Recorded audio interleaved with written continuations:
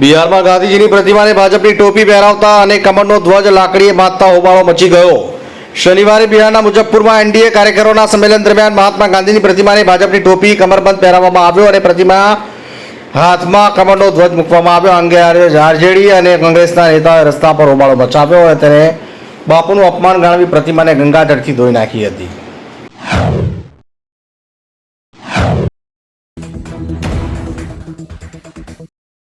ભારતનું એકમાત્ર રાજ્ય જ્યાં આજ સુધી એક પણ ટ્રેન દોડી નથી। લગભગ દરેક રાજ્યમાં ભારતના વિશાળ રેલ નેટવર્ક સાથે જોડાયેલું છે, પરંતુ સિક્કિમ હજુ પણ રેલવે ટ્રેકથી વંચિત છે। 1975માં 22મું રાજ્ય બન્યા પછી પણ અહીં ન તો રેલવે સ્ટેશન કે ન તો ટ્રેન।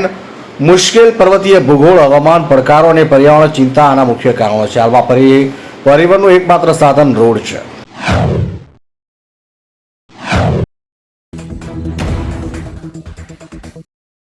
આવકવેરા વિભાગે આપી મોટી રાહત, વિલંબ માફીનો વિકલ્પ સક્રિય કર્યો।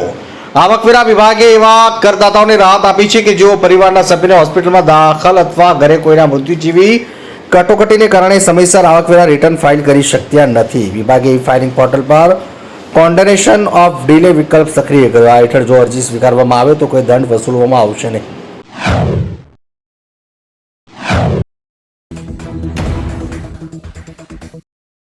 વાહન E10 કે E20 પોર્ટલને સપોર્ટ કરે છે કે નહીં તે કઈ રીતે જાણવું? વાહન મેન્યુઅલ ઇંધણ વિભાગમાં સ્પષ્ટ લખેલું છે કે આ વાહન E10 અથવા E20 પેટ્રોલને સપોર્ટ કરે છે કે નહીં। ઉપરાંત વાહનના ઇંધણ કેપ પર E10 સુસંગત અથવા E20 સુસંગત પણ લખેલું હોઈ શકે છે। આ સિવાય વાહન ઉત્પાદકની વેબસાઇટ પર મોડલની વિગતોમાં જોઈ શકાય છે। 2020 પછી બનેલા વાહનો સરળતાથી E10 અને કેટલાક કિસ્સાઓમાં E20 પેટ્રોલને સપોર્ટ કરી શકે છે।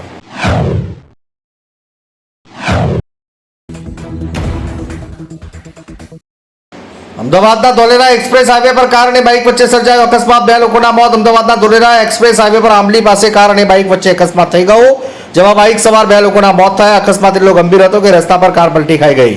હાલમાં મૃતકોની ઓળખ કરવાના પ્રયત્નો ચાલી રહ્યા છે। આ મામલે પોલીસે અકસ્માતનો ગુનો નોંધી આગળની કાર્યવાહી હાથ ધરી।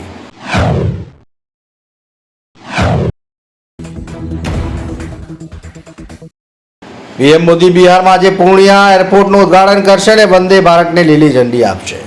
પ્રધાનમંત્રી નરેન્દ્ર મોદીએ આજે બિહારના પૂર્ણિયા મુલાકાતે જ્યાં તેમણે પૂર્ણિયા એરપોર્ટનું ઉદ્ઘાટન કરી 6,580 કરોડના રેલ પ્રોજેક્ટ અને 45,000 કરોડના સ્થાનિક યોજનાઓનો શિલાન્યાસ કરશે। તેઓ જોગબની પટના વંદે ભારત એક્સપ્રેસને લીલી ઝંડી આપશે। ગુલાબબાગમાં એક મેગા રેલીને સંબોધિત કરશે, જેમાં 5 લાખ લોકો હાજર રહે તેવી અપેક્ષા।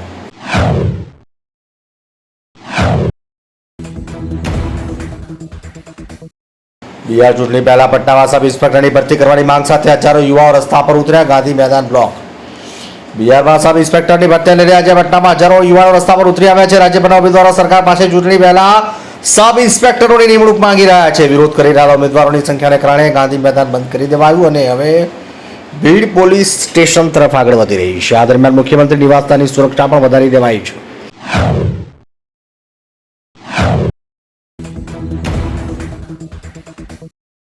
વડોદરામાં પોલીસ કર્મીએ દારૂના નશામાં લોકો સાથે જાહેરમાં કર્યો ઝઘડો, વિડીયો થયો વાયરલ। વડોદરા શહેરના ચાંપાનેર પોલીસ ચોકી પાસે રવિવારે રાત્રે હેડ કોન્સ્ટેબલ સંજયસિંહ રાઠોડે દારૂના નશાની હાલતમાં સ્થાનિકો સાથે ઝઘડા કરવાની વિડીયો સોશિયલ મીડિયામાં વાયરલ થયો છે। સ્થાનિક લોકોનું કહેવું છે કે આ પોલીસ કર્મી લોકો સાથે અભદ્ર વર્તન કરતો હતો, તેમની સાથે દુર્વ્યવહાર કરતો હતો। હેડ કોન્સ્ટેબલને તાત્કાલિક પોલીસ સ્ટેશન ખાતે લઈ જવામાં આવ્યો હતો।